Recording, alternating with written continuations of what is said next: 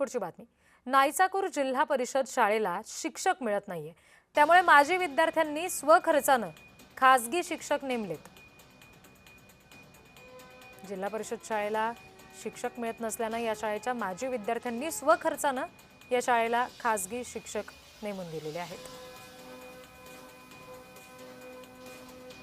या संदर्भात जिल्हा परिषद शाळेमधून आढावा घेऊन मुख्याध्यापक आणि शिक्षकांशी आमचे प्रतिनिधी उदय साबळे यांनी संवाद साधलाय. बघूया.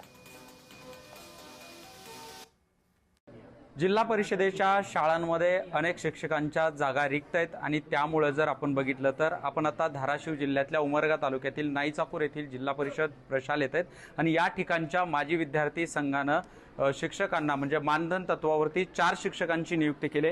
आपण पाहू शकतो की हा जो वर्ग आहे खरं तर या विद्यार्थ्यांचं कोणतंही शैक्षणिक नुकसान होऊ नये, या विद्यार्थ्यांना शिक्षणामध्ये कोणतीही अडचण येऊ नये या काळजीसाठी इथल्या माजी विद्यार्थी संघानं 4 शिक्षकांची नियुक्ती केली आणि त्यामध्ये जर आपण बघितलं तर या 4ही शिक्षकांना गावकऱ्यांतर्फे मानधन दिलं जातं. 20 मार्च 2025ला माजी विद्यार्थी संघाचा एक मोठा स्नेहमेळावा झाला.